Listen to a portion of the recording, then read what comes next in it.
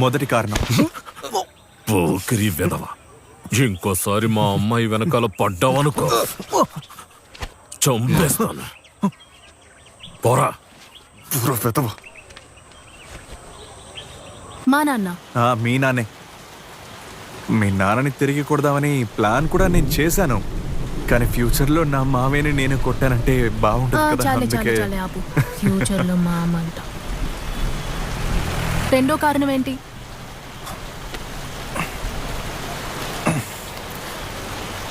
ఇదిగో ఇదే మా నాన్న.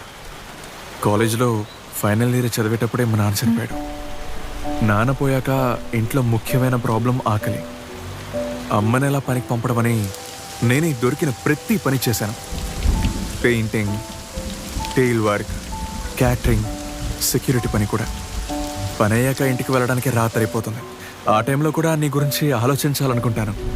కానీ బాగా ఆకలితో ఇంటికి వెళ్తానా, అమ్మ అప్పుడు తినడానికి ఏమైనా పెడుతుంది.